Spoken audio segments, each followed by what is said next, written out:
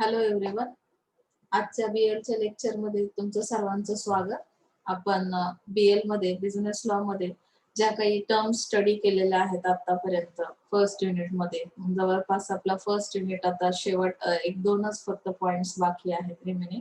सो आपण कंडिशन्स पाहिल्या या अगोदरच्या लेक्चरला, कन्सिडरेशन पाहिलं, फ्री कन्सेंट पाहिलं. जसं की आपण कॉन्ट्रॅक्ट तयार करताना आपल्याला काय काय नेसेसरी थिंग्स कुठल्या आहेत त्या जनरली आपण सगळ्या स्टडी करून झाल्या. आता शेवटचा जो पार्ट येतो की वॉरंटी.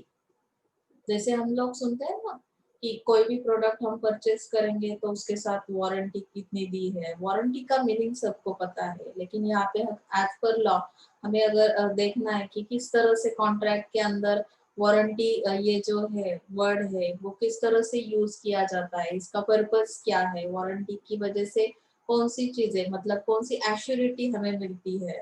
तो जैसे हम लोग सुनते हैं ना कि चाइना का प्रोडक्ट तो बिल्कुल नहीं खरीदना है। क्यों नहीं खरीदना है? उसके साथ तो कुछ वारंटी गारंटी देते ही नहीं है।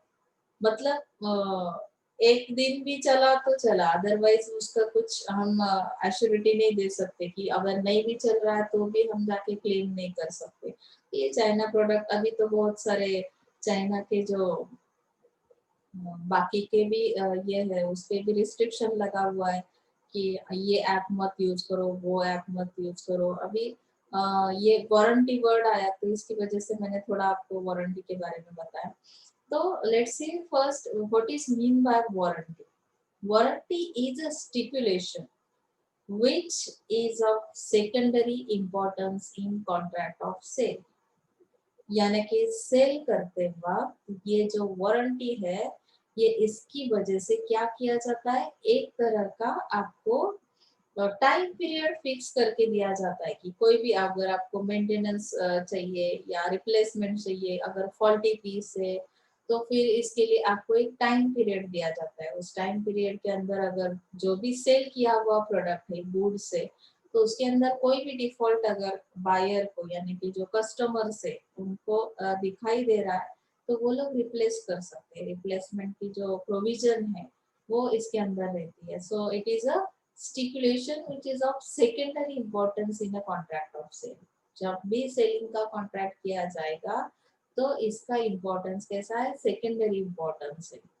जहाँ पे वारंटी दी जाते ना, हमारे जनरल स्टडी किया जाए तो हम देख सकते जसं आपल्या भारतीयांचं किंवा आपल्या जनरल पब्लिकचं उदाहरण जर घेतलं तर मिडल क्लास जनरली की आपण मार्केटला गेल्यानंतर कुठल्या दुकानामध्ये जास्त प्रमाणात डिस्काउंट दिला जातो, कुठे वॉरंटी गॅरंटी दिली जाते, अशा ठिकाणी आपण बाईंग करायला जास्त उत्सुक असतो, बरोबर की नाही? तसं इथे आता आपल्याला बघायचं की त्याचे काही टाइप्स पण आहेत, कशा पद्धतीची वॉरंटी आपण बऱ्याचदा म्हणतो की नाही की जनरली मला अशा पद्धतीने त्यांनी ॲश्युरिटी दिली होती सेल करताना आणि त्याच्यानंतर ते नाही बोलले, तर मग त्या वॉरंटीचे प्रकार किती आहेत? So first we have to see the definition of warranty. Under section 12, see this here. Under section 12, warranty, a stipulation collateral to the main purpose of the contract, the breach of which gives rise to a claim for damages, but not to right to reject the goods and treat the contract as repudiated. Contract repudiated कब बनेगा? यहाँ पे जैसे हमने बहुत बार देखा है ना कि रिजेक्शन मिलता है, कॉन्ट्रैक्ट टूट जाता है। तो यहाँ पे जो चीज उन्होंने एक्सप्लेन की है कि ब्रीच ऑफ कॉन्ट्रैक्ट यहाँ पे नहीं होगा, क्लेम कर सकते हैं आप। मतलब कि किसी चीज के लिए कि अगर आपको वारंटी दी थी और उसके अंदर आपको रिप्लेसमेंट नहीं मिल रही या मेंटेनेंस नहीं करवा के दे रहे, तो ऐसे हालात में हम लोग क्या कर सकते हैं, क्लेम कर सकते हैं, लेकिन वो कॉन्ट्रैक्ट नहीं टूटने वाला। ओके ना? So stipulation collateral to the main purpose of the contract. From the definition, it is clear that warranty is only a collateral or subsidiary stipulation। यानी कि जसं आपण म्हणतो की हा एक दुय्यम पार्ट आहे सेलिंगचा। सेल करताना वॉरंटी देणं हा म्हणजे काय झालं की तुम्हाला एक प्रकारे एनकरेज केलं जातं। बायर्स जे आहेत, कस्टमर्स जे आहेत, त्यांनी जास्त प्रमाणामध्ये पर्चेसिंग करावं यासाठी अशा पद्धतीची प्रोव्हिजन सेलिंगच्या सिस्टीम मध्ये केलेली असते. म्हणजे याला एक दुय्यम स्थान आहे. सेलिंग वॉरंटी शिवाय सेलिंगच होणार नाहीये का? तर नाही. आपण जसं अगोदरच पाहिलं की चायनाचे जे प्रोडक्ट्स आहेत ते पण तर सेल होतातच ना विदाउट वॉरंटी. तर त्यामुळे ह्याला एक दुय्यम असं स्थान दिलेलं आहे. कोलॅटरल आहे हे. Hence, breach of warranty will give a right only to claim damages. अगर कोई भी आपका नुकसान हो रहा है as a buyer, तो आप क्लेम कर सकते हैं from the seller but not right to reject the goods. But यहाँ पे वारंटी के दौरान हम लोग रिजेक्शन नहीं कर रहे यहाँ पे गुड्स का. कोई भी गुड्स को हम रिटर्न नहीं कर रहे हैं तो क्लेम कर सकते हैं. अगर उन्होंने वारंटी के हिसाब से आपको सर्विस नहीं प्रोवाइड की है तो आप लोग क्लेम कर सकते हो. Is that clear? ओके ना.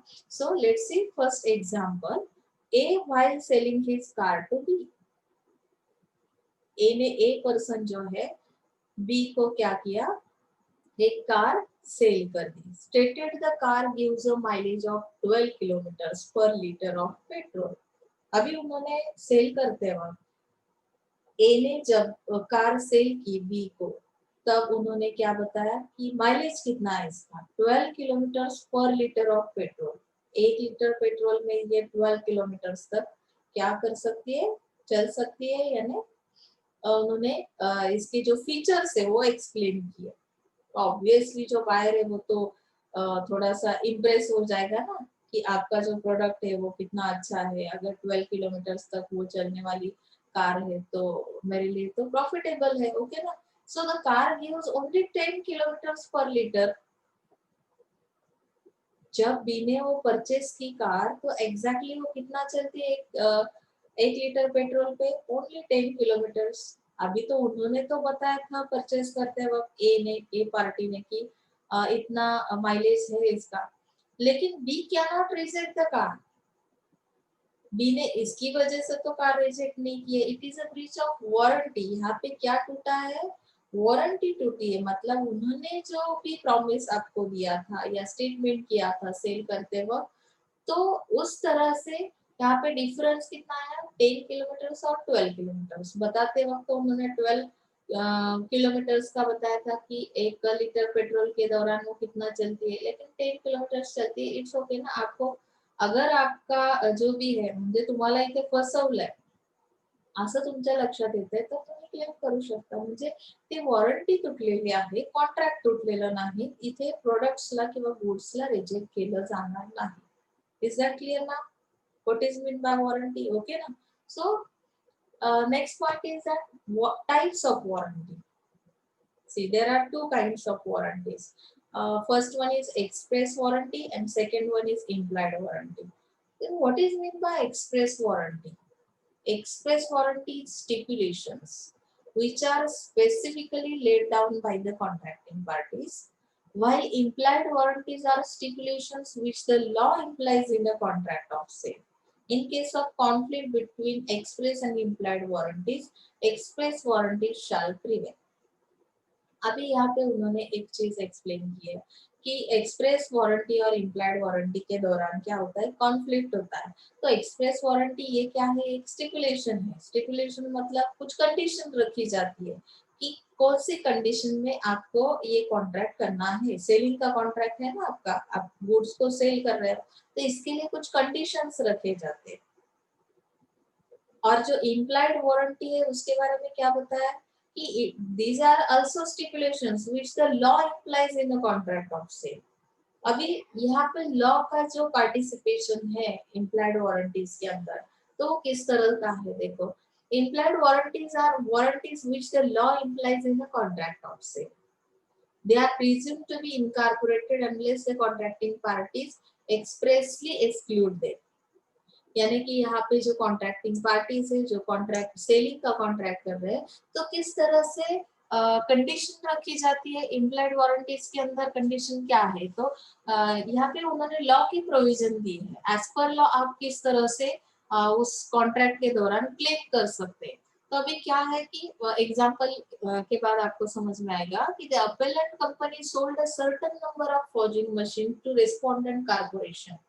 अभी एक कंपनी का एग्जांपल दिया. यहाँ पे क्या सेल कर रहे हैं, एक गुड्स है. ऐसा इमेजिन करो यहाँ पे कुछ मशीन्स है. जो कंपनी है वो क्या कर रही है, कि कुछ नंबर ऑफ मशीन्स वो किसी और कारपोरेशन के लिए सेल कर रहे हैं, payment to be made within 1 week of delivery. यहाँ पे उन्होंने पेमेंट के लिए कितना पीरियड, टाइम पीरियड दिया है कि 1 वीक का। अगर डिलीवरी होने के बाद आपको क्या करना है कि विद इन 1 वीक में आपको पेमेंट करना है। After taking delivery no communication was made. However, after 6 months, the respondent wanted to return the goods, stating that the machines were defective. अभी यहाँ पे उन्होंने एक कंडीशन रखी थी कि डिलीवरी किस तरह से की जाएगी, पेमेंट किस तरह से किया जाएगा, उसके बाद आपका कोई भी कम्युनिकेशन नहीं। आफ्टर 6 मंथ्स जो भी रिस्पोंडेंट कंपनी है जिसने वो परचेस किए है मशीन, वो क्या कर रही है, रिटर्न कर रही है goods because of defects. So held amount to breach of warranty as under section 13। अभी यहाँ पे इम्प्लाइड वारंटीज का उन्होंने एक एग्जांपल दिया कि किस तरह से कंडीशंस रखे जाते हैं, ये लॉ के अंदर क्यों आता है इम्प्लाइड वारंटीज। एक्सप्रेस वारंटी क्या है कि जिस टाइम हम सेल करते हैं उसी टाइम हम रिप्लेसमेंट के बारे में बोल देते हैं कि आपको क्या करे, रिप्लेसमेंट मिलेगी, अगर फॉल्टी पीस है तो आपको रिप्लेस किया जाएगा। इस तरह से हम जो बोलते हैं ना at the time of moment, मतलब कि सेलिंग के वक्त हम लोग क्या करते हैं, कुछ चीजें ओरली बता देते हैं, दैट इज एक्सप्रेस वारंटी।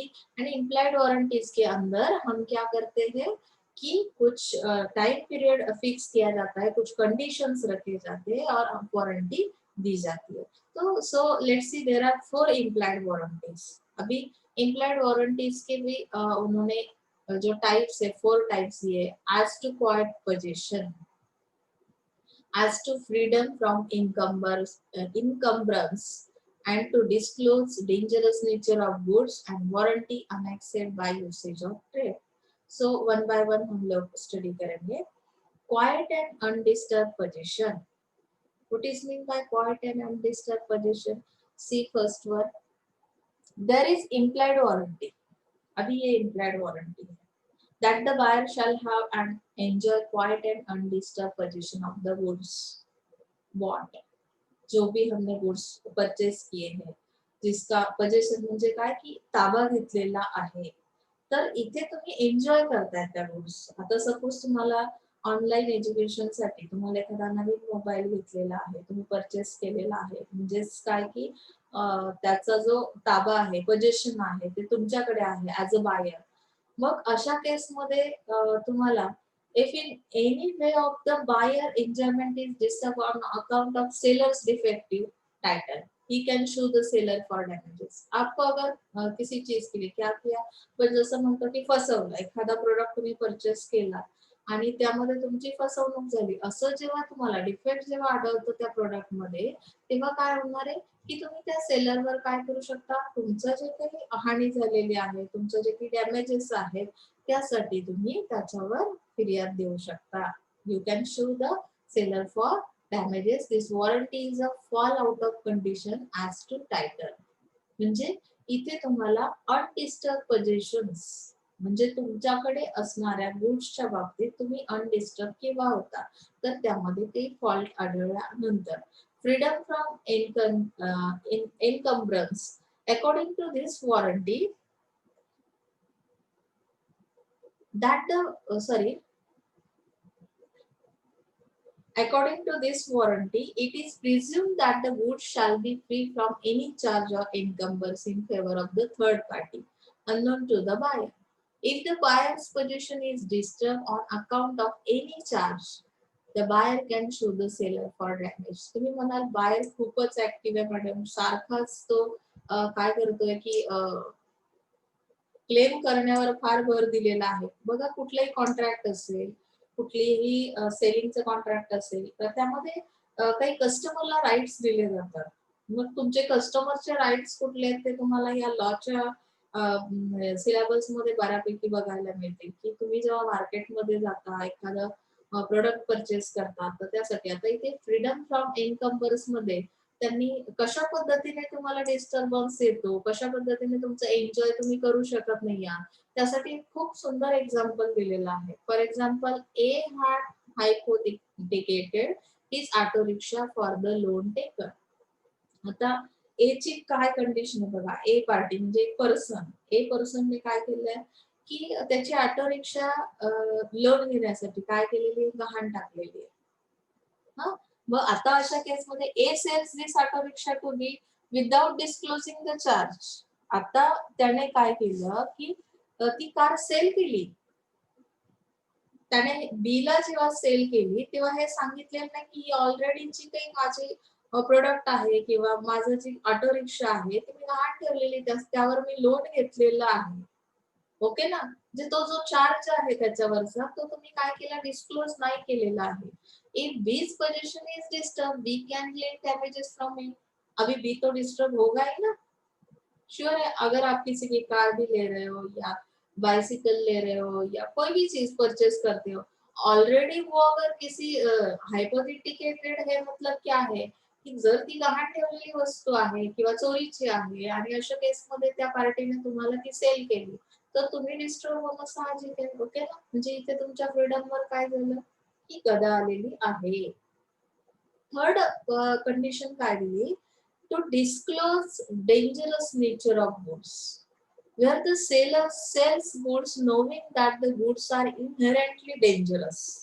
बहुत बार ऐसे होता है कि गुड्स का जब भी हम कंजप्शन करेंगे, यूज करेंगे, तब हमें पता चलता है कि ये डेंजरस है, लेकिन सेलर जो है उसे पहले से पता रहता है कि इस गुड्स को किस तरह से यूज करना है, किस तरह से कंजप्शन करना है, इसके लिए क्या प्रिकॉशंस लेना जरूरी है। अगर वो सेलर है तो उसके पास उसका नॉलेज होता ही है, लेकिन बहुत बार वो क्या किया जाता है कि डिस्क्लोज नहीं करते सेलर्स, मतलब कि नेचर जो है गुड्स का। अभी जैसे मैंने आपको लास्ट बताया था कि नहीं, याद नहीं आ रहा, आपकी क्लास में नहीं बताया होगा कि आपको सर्दी खांसी जुकाम है, खांसी के लिए मोस्ट ऑफ द टाइम जो आपको मेडिसिन दिया जाता है ना, उसके अंदर क्या रहता है, अल्कोहल रहता है। अल्कोहल जब उसमें ऐड रहता है तो उसकी एक फिक्स क्वांटिटी रहती है कि उसी क्वांटिटी में आपको क्या करना है, उसका कंजप्शन करना है, बरोबर। कफ सिरप दिला जातं की नाही तुम्हाला, डॉक्टर्स देतात, त्यामध्ये अल्कोहोल असतं. अल्कोहोल जास्त प्रमाणात सेवन केलं तर तो पेशंट झोपेतून उठणारच नाहीये, हो की नाही? मग आता ते तुमच्या हेल्थसाठी बेनिफिशियल कधी आहे, जर तुम्ही त्या एक पर्टिक्युलर ठराविक क्वांटिटी मध्ये कन्झ्युम केलं तर तुमचं काय होणार आहे, खोकला लगेच बरा होईल. पण ते जर तुम्ही लवकर बरं होण्यासाठी म्हणून ऍट ए टाइम जर 2-3 स्पून काय केलेले असतील, एकदम तुम्ही कन्झम्पशन केलेलं असेल, तर तुम्हाला साहजिक चक्कर येईल, गुंगी आल्यासारखं वाटेल किंवा खूप वेळ तुम्ही झोपेत राहाल. तर त्याचे दुष्परिणाम पण तुमच्या बॉडीवर होऊ शकतात. मग इथे जो सेलर आहे किंवा तुम्हाला प्रिस्क्रिप्शन लिहून देणारे जे डॉक्टर्स आहेत, ते प्रिस्क्रिप्शन मध्ये मेन्शन करतात की 1 स्पून तुम्ही 3 टाइम घ्यायचा आहे, सकाळ, दुपार, संध्याकाळ.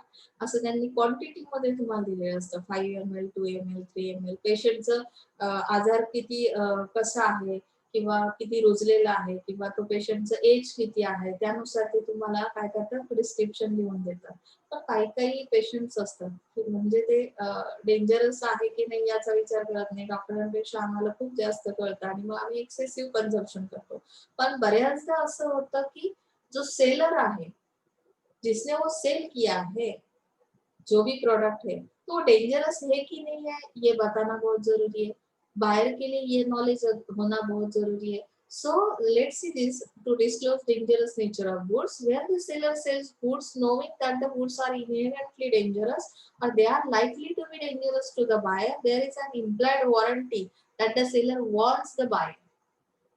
ये भी इम्प्लाइड वारंटी के अंदर आता है कि किसी को अलर्ट करना, अवेयर करना, जो भी प्रोडक्ट आप कॉन्ट्रैक्ट ऑफ सेलिंग का जो भी कॉन्ट्रैक्ट कर रहे हैं तो उसके अंदर किसी को अवेयरनेस देना बायर के लिए, उस प्रोडक्ट के फीचर्स के बारे में बताना, ये भी इम्प्लाइड वारंटी के अंदर आता है। सो otherwise you will be liable. जर तुम्हाला काही प्रॉब्लेम्स झाले ऍज अ बायर, तुम्ही ते गुड्स परचेस केल्यानंतर तुम्हाला काही हार्म होत असेल, काही इजा होत असेल, तर तुम्हाला त्यासाठी तुम्ही काय करू शकता की सेलरला जबाबदार धरू शकता, बरोबर की नहीं? की जवाबदारी, वो रिस्पॉन्सिबिलिटी किसकी है, फिर सेलर की है ना। उसने अगर बताया नहीं, इम्प्लाइड वारंटी के अंदर ये अगर फीचर्स आते, so let's see one example. C buys the tin of disinfectant from A. C ने क्या किया, ए से क्या लिया, डिसइन्फेक्टंट, यानी आपण जंतुनाशक फवारतो की नाही, झाडांवर फवारतो म्हणजे त्याला कीड लागू नये, पिकांवर फवारतो. तर मग ए कडून जेव्हा सी ने ते बाय केलं disinfectant, A knows that the tin is to be open with in special care. अभी उसका जो भी ढक्कन रहता है ना, हम खोलते जो बॉटल है उसकी मेडिसिन की या डिसइन्फेक्टंट की, तो खोलते वक्त कुछ प्रिकॉशन्स लेना जरुरी आहे. नाकाच्या जवळ आणू नका, हाताला टच करू नका, डोळ्यांच्या जवळ आणू नका, असं जे काही आपण सांगतो. Otherwise it might prove dangerous. ते तसं केल्यामुळे तुमच्या बाकीच्या बॉडी पार्ट्सला ते डेंजरस होऊ शकतं. ए डज नॉट वर्क सी. ए ने सेल तो किया डिसइंफेक्टेंट, लेकिन सी को वार्न नहीं किया कि इसका जो भी यूज कैसे करना है, इसे खोलना किस तरह से, कौन सी प्रिकॉशंस लेनी है. सी गेट्स इंजर्ड व्हाइल ओपनिंग. सी ने जब वो ओपन किया तो उसे इंजरी हुई. क्यों? क्योंकि उसने कुछ वार्न ही नहीं किया था सेलर ने कि इसका यूज किस तरह से करना है. ए इज लायबल फॉर डैमेजेस. तो ऑब्वियसली यहाँ पे ए पार्टी जो है, सेलर जो है ए, वो रिस्पॉन्सिबल है इस डैमेज के लिए. सी का जो भी नुकसान हुआ है उसकी वजह से, तो वो नुकसान कौन देने वाला है, ए पार्टी. क्योंकि ये इम्प्लाइड वारंटी के अंदर आता है. तो हम लोग अगर बायर है, हम कस्टमर है, मार्केट में जब भी जाएंगे, तो अगर आपके साथ भी कुछ इस तरह का हादसा हो रहा है, तो आप इसके लिए किसको जिम्मेदार ठहरवा सकते हैं, सेलर. ओके ना, समझ में आया. नहीं तो आप बोलोगे मैडम क्या आपकी वजह से तो मार्केट में बहुत झगड़ा हो रहा है हमारा. हम जब भी जाते हैं ये लॉ का लेक्चर सुनने के बाद हमें लगता है कि ये हमारा राइट्स है, और वो सामने वाली पार्टी तो बिल्कुल सुनने के लिए तैयार नहीं है.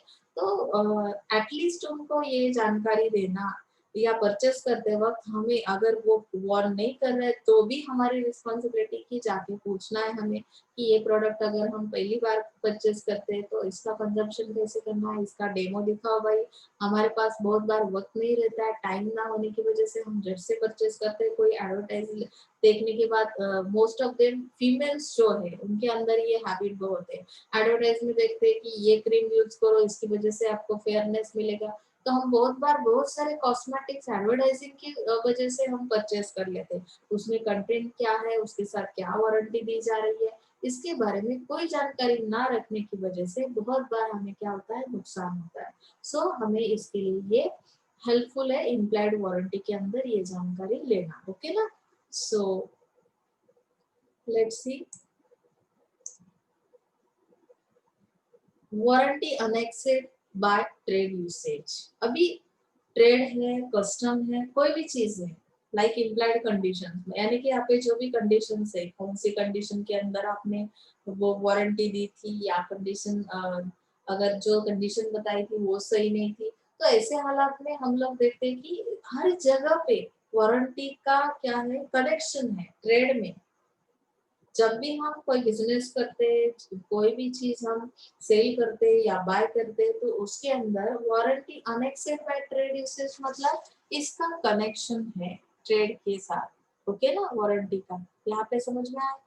तो यहाँ पे कंडीशनल वारंटी का हम लोग जो कंडीशंस तो हमने देखे, वारंटी की स्टडी की. अभी हम नेक्स्ट टॉपिक जो देखने वाले, ये हमारा सबसे लास्ट टॉपिक है, rights of an unpaid seller. ये फर्स्ट वीक का लास्ट टॉपिक है. देखो अभी आपको ये समझेगा कि कस्टमर के राइट्स तो आपने स्टडी किए. अभी अनपेड सेलर कौन है, इसके क्या राइट्स है, ये किस तरह से आपको तकलीफ दे सकता है, या इसके लिए कौन सी फेवरेबल कंडीशंस रहती है. तो अनपेड का मीनिंग मैं आपको पहले बताऊंगी. अनपेड सेलर सेल करता है, अनपेड है, मतलब क्या है, it is one who is to get the price और कंसिडरेशन फॉर द गुड्स. कोई एक चीज, कोई एक प्रोडक्ट अगर सेलर आपको सेल करता है, तो उसके रिटर्न में क्या कंसिडरेशन है, उस गुड्स की प्राइस क्या है, वो आपको रिटर्न मिलनी चाहिए. ये एज ए सेलर आपका कंसिडरेशन होगा. इमेजिन करो कि आप सेलर हो, आप पेन सेल करते हो, बराबर है ना. अगर आप पेन सेल करते हो, वो पेन किस क्वालिटी का है, उसमें मटेरियल कौन सा यूज किया है, उसका ब्रांड क्या है. तो इसके बाद हम लोग, जैसे मैंने आपको लास्ट लेक्चर में बताया था कि मार्केटिंग में कोई भी चीज की प्राइस डिसाइड करते हैं, बहुत सारे फैक्टर्स उस पर इम्पैक्ट करते हैं। उसके बाद जो भी प्राइस उसकी हम लगाते हैं उस प्रोडक्ट की मैन्युफैक्चरिंग के बाद, तो वो प्राइस रिटर्न मिलना, ये कंसिडरेशन उसका रहता है। मैंने सेल तो कर दिया, लेकिन उसके रिटर्न में मुझे क्या मिल रहा है, उसकी प्राइस मिलेगी एज ए सेलर। तो अनपेड सेलर क्या है, one who has not been paid or tendered the whole of the price, or one who receives a bill of exchange or other negotiable instrument as conditional payment, and the condition on which it was received has not been fulfilled by reason of the dishonor of the instrument or otherwise. Let's see one example. अभी जैसे मैंने बताया कि आप imagine करो आप seller हो, seller के हिसाब से आपको क्या हो रहा है कि जो कंसिडरेशन थे आपके, तो उस कंसिडरेशन के हिसाब से प्राइस उसकी होल प्राइस नहीं मिली, हाफ पेमेंट किया। अभी हाफ पेमेंट किस तरह से दिया जाएगा, one who receives a bill of exchange, कुछ बिल्स आपको बिल ऑफ एक्सचेंज में आगे सिखाने वाली हूँ सेकेंड यूनिट में, वहां पे आपको डिटेल स्टडी होगा। बिल ऑफ एक्सचेंज के थ्रू आपको वो रिटर्न मिलने वाला है जो आधा पेमेंट बचा है उस गुड्स का। और अदर निगोशिएबल इंस्ट्रूमेंट, यानी निगोशिएबल इंस्ट्रूमेंट का मीनिंग है कि रिटर्न प्रॉमिसेस है, हम लोग देते हैं ना स्टैम्प वगैरह बनवा के कि आपकी जो भी अमाउंट है हम इस तरह से पेड करेंगे। तो रिटर्न डॉक्यूमेंट मिला एज अ कंडीशनल पेमेंट, यानी कि कंडीशंस रखे जाते हैं कि आधा जो पेमेंट है वो आपको अगर फेवरेबल कंडीशन किस तरह की होगी उस तरह से हम क्या करेंगे, रिटर्न देंगे। And the condition on which was received has not been fulfilled by reason of dishonour of the instrument. बहुत बार जो इंस्ट्रूमेंट यानी रिटर्न प्रॉमिसेस दिए जाते हैं, डिसऑनर मतलब क्या है कि वो चलते नहीं है मार्केट में, हम लोग चेक भी बनवा के देते हैं, बहुत बार जो साइन है वो मैच नहीं करती या कोई चीज, तो भी उसे आधा payment on time in time नहीं मिल सकता। तो इस हालात में जो अनपेड सेलर है उसके राइट्स क्या है, आपने आधा तो पेमेंट कर दिया, फुल प्राइस तो अभी तक गुड्स की मिली नहीं है, किसी भी कंडीशन की वजह से हो या किसी डिसऑनर ऑफ द इंस्ट्रूमेंट, यानी कि रिजेक्ट हुआ है आपका कोई भी रिटर्न डॉक्यूमेंट है, बिल ऑफ एक्सचेंज है, प्रॉमिसरी नोट है, जिसके थ्रू हम लोग क्या करते हैं कि प्रॉमिसेस देते हैं कि नेक्स्ट फ्यूचर के लिए कि हम 2 मंथ के बाद 1 मंथ के बाद क्या करेंगे, पेमेंट करेंगे, लेकिन वो तो नहीं मिल रहा है। तो ऐसे हालात में जो अनपेड सेलर है उसके राइट्स क्या है, is that clear now? Now we have to see the rights of an unpaid seller. Let's see the diagram. Against goods against the buyer, यहाँ पे दो तरह के राइट्स उसके हाथ में है कि जो गुड्स है जो उसने सेल किए हैं, तो गुड्स के अगेंस्ट उसके कौन से राइट्स है, और जो बायर है जिसने वो प्रोडक्ट परचेज किया है लेकिन फुल प्राइस फुल पेमेंट अभी तक हुआ नहीं है, उसके लिए वो कौन सा मतलब उसके राइट्स क्या है या किस तरह से वो डिसीजन ले सकता है बायर के रिलेटेड। ओके ना, so let's C against goods में क्या दिया है, फिर देखो कि यहाँ पे हम देख सकते हैं कि दो टाइप्स दिए हैं गुड्स के against. Where the property in goods has pass to the buyer, अगर आपकी प्रॉपर्टी क्या हुई है, पास की है मतलब बायर ने उसका पोझिशन यानी त्याचा ताबा घेतलेला आहे। आणि इथे सेकंड कंडिशन दिलेली है, where the property in goods has not pass to the buyer, आपने सेल तो किया है लेकिन अभी तक पास नहीं हुआ है गुड्स, गुड्स को आपने कैरी मतलब कि बी के पास वो गुड्स नहीं पहुंचे, पास नहीं किए। ओके ना, तो अभी फर्स्ट कंडीशन जो है कि फर्स्ट कंडीशन के अंदर तो हमने सेलिंग के बाद पास कर दिया गुड्स को बायर के हाथ में। तो अभी इस हालात में हमें क्या करना पड़ेगा, अगर आप मार्केट में बिजनेसमैन हो, आपका सेम कंडीशन आपके बारे में अगर क्रिएट होती है, तो ऐसे हालात में आप ये स्टडी बिल्कुल ध्यान में रखनी है। राइट ऑफ लीन,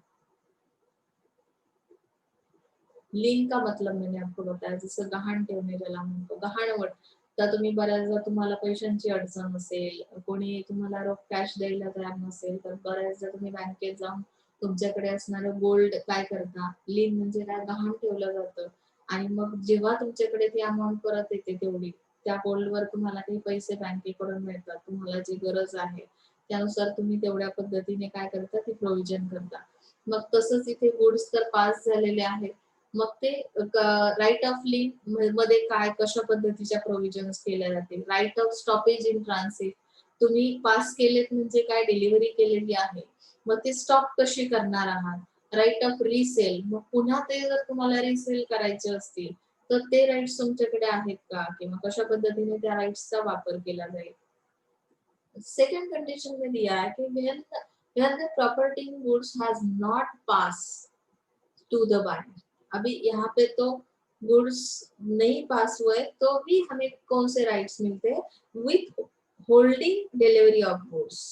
अभी पास नहीं हुए तो हम होल्ड भी कर सकते हैं ना, जब तक हमारा पेमेंट नहीं मिलेगा.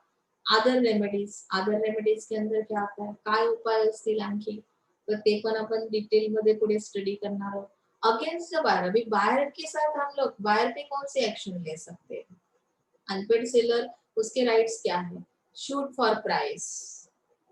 प्राइस के लिए हम क्या करेंगे, क्लेम करेंगे, या फिर ज्याला आपण म्हणतो फिर्याद दिली जाईल. शूट फॉर डैमेजेस, आपका जितना भी डैमेज हुआ है, आपका जो भी नुकसान हुआ है, उसके लिए हम शूट कर सकते हैं. Shoot for interest, interest rate के लिए भी हम लोग क्या कर सकते हैं, शूट कर सकते हैं. तो यहाँ पे अगेंस्ट गुड्स, ये जो है पॉइंट हमारा first point, rights of an unpaid seller का, तो वो हम स्टार्ट करते हैं यहाँ पे. ओके ना. So let's see. Against goods, where the property in goods has passed to the buyer. अभी यहाँ पे क्या बताया, property in goods has passed to the buyer. Under this category, the seller rights are being exercised against the goods where the ownership has already been transferred to the buyer. जैसे मैंने आपको पहले भी बताया था कि आप जब भी सेल्स करते हो कौन सी चीज का, गुड्स का, तो ऑब्वियसली यहाँ पे जब तक सेलर के हाथ में वो गुड्स है तो उसकी ओनरशिप किसके हाथ में रहती है, सेलर के हाथ में. जेव्हा तुम्ही ते सेल कराल बायरला तेव्हा डायरेक्टली त्याची ओनरशिप कोणाकडे जाते, बायरकडे जाते. तर इथे त्यांनी तेच सांगितलंय की ऑलरेडी ओनरशिप ट्रान्सफर झालेली आहे. अशा केसमध्ये ऍज अन अनपेड सेलर म्हणून तुमच्याकडे काय राइट्स असतील. राइट ऑफ लीन, जैसे हमने अभी यहाँ पे डायग्राम में देखा. First, the right of lien means the right to retain the possession of goods until the full price is paid or tendered. जब तक आप फुल प्राइस नहीं पेड करते तब तक ये आपके पास क्या रहेगा, गिरवी रहेगा. लीन. When can lien be exercised? अभी लीन कब आता है, तो लीन का एक्सरसाइज कब होता है, where the goods have been sold without any stipulation as to credit. बहुत बार हम क्या करते हैं, कोई भी कंडीशन नहीं रखते, ऐसे क्रेडिट पे हम लोग क्या कर देते, सेल कर देते. तो ऐसे हालात में lien can be exercise where the goods have been sold on credit but the term of credit has expired. हम लोग बहुत बार क्रेडिट कितना देते हैं, 1 मंथ का, 1 ईयर का, 2 ईयर का. क्रेडिट की जो आपकी टाइम पीरियड है वो भी क्या हुआ, पूरा फिनिश हो रहा है. तो ऐसे हालात में भी हम लोग क्या कर सकते हैं, गुड्स को lien can be exercised. Where the buyer becomes insolvent. Insolvent है मतलब क्या है, उस बायर के पास कुछ भी नहीं है. मतलब आपने क्रेडिट 2 मंथ का दिया था या 2 इयर्स का दिया था, उसके अंदर बायर की कंडीशन इतनी खराब हो गई है कि वो आपका जो गुड्स की जो प्राइस है, हाफ पेमेंट उसने किया और हाफ पेमेंट करना है, वो देने के लिए लायबल ही नहीं है, कैपेबल ही नहीं है, इस तरह की उसकी कंडीशन है. That means it is it becomes insolvent. Is that clear? So lien can be exercised. Okay? समझ में आ रहा है ना यहाँ तक. Second thing, second पेज पे दिया है, the right can be exercised even if the seller holds the good as an agent or bidding. So let's see the termination of lien. अभी टर्मिनेशन किस तरह से होता है हम यहाँ पे देख सकते हैं कि the right gets terminated under the following circumstances. When the goods are delivered to a carrier or bailey but without reserving the right of disposal. अभी टर्मिनेशन मतलब लीन की जो भी ये है ज्याला आपण म्हणतो मुदत कधी संपते, तर गुड्स जे आहेत ते डिलिव्हर केलेले आहेत कॅरियरच्या थ्रू. म्हणजे सेलरने काय केलं, बायरला ते डिलिव्हरी पाठवलेली आहे. एखाद्या मिडल पर्सन, इंटरमिडियरी जो पण आहे, बेली आहे, कॅरियर आहे, ज्याच्या थ्रू तुम्ही पास केलेले आहे, without reserving the right of disposal. तुम्ही ते डिस्पोज नाही करू शकणार आहात. तुम्हाला ते राइट्स दिले जाणार नाही. बराबर? कारण ते कसे आहे, ऑलरेडी वो गिरवी रखा हुआ प्रोडक्ट है, आपके पास है, तो फिर वो राइट्स आपको नहीं दिए जाएंगे, आप डिस्पोज नहीं कर सकते उस गुड्स को. When the buyer or his agent acquires the possession lawfully. अभी लॉफुली यानी कि क्या है कि बायर ने एज पर लॉ या प्रोविजंस जो भी है उसके थ्रू इसका पोजेशन लिया है गुड्स का, तो यहाँ पे लीन का कुछ सवाल ही नहीं रहता, टर्मिनेशन हो जाता है ना, संपत कहानवट संपली. आपने क्या कर दिया, अगर आपने, जैसे मैंने आपको एग्जांपल बताया था कि आपका गोल्ड बैंक में रखा, आपने अगर वो अमाउंट पेड की है जितनी आपने ली थी बैंक से, तो ऑब्वियसली जो बायर है वो क्या हुआ कि मतलब when the buyer or his agent acquires the possession lawfully, मतलब लॉ के अंदर जो भी प्रोविजन दी है उसके हिसाब से आपने वो कॉन्ट्रैक्ट कंप्लीट कर दिया. कंप्लीट करने के बाद आपको उसका पोजीशन मिला लॉफुली, तो यहाँ पे लीन का कुछ सवाल ही नहीं है, टर्मिनेशन तो हो गया. When the seller waives the right of lien, seller ने क्या कर दिया, rights, when the seller waives the right of lien मतलब छोड़ दिया, वो राइट छोड़ दिया. जब मैंने उसकी डिलीवरी कर दी, एट दैट टाइम मेरे पोजीशन से वो प्रोडक्ट क्या हुआ, निकल गया. तो यहाँ पे वो गिरवी है ऐसा हम बोल सकते नहीं, आधा पेमेंट नहीं भी हुआ है तो भी हमने कॉन्ट्रैक्ट के हिसाब से वो सेल कर दिया, तो ऑब्वियसली पोजीशन किसके हाथ गया, बायर के हाथ गया. When the buyer has dispose of the goods by sale और in any other manner with the consent of the seller, यानी कि जब बायर परचेस करता है तो ऑब्वियसली ये राइट्स किसके हाथ में जाते हैं कि उस गुड्स को डिस्पोज करना. तो सेलर की जो कन्सेंट आहे, सेलरने तुम्हाला काय दिली, परमिशन दिली आणि त्यामुळे तुम्ही काय करू शकता, डिस्पोज करू शकता. डिस्पोजल होतो इथे गुड्सचा. म्हणजे टर्मिनेशन कधी होतं, लीनचं जे टर्मिनेशन, आपण एखादी गोष्ट गहाण ठेवल्यानंतर ती कशी सोडवून घेतली जाते त्यासाठीचे हे 3 पॉइंट्स आहेत. समजलं? इथे आज आपण थांबतोय. पुढच्या लेक्चरला आपण right of stoppage of goods in transit पासून स्टार्ट करूया, कारण की एकदम सगळेच जर घेतले तर तुमच्या ते लक्षात राहणार नाहीये. त्यामुळे इथपर्यंत नोट्स मध्ये तुम्ही अशाच पद्धतीने नोट्स प्रिपेअर करायचे. ओके, काही अडचण असेल तर 100% विचारा, पण अडचणीचं काही नाहीये, फक्त इथे सेलिंगचं कॉन्ट्रॅक्ट आहे, त्यासाठी वॉरंटी कशी दिली जाईल, अनपेड सेलरचे राईट्स काय असतील, अतिशय साध्या आणि सिंपल भाषेमध्ये दिलेले आहेत. सो इथे आपण थांबतोय. Thank you so much.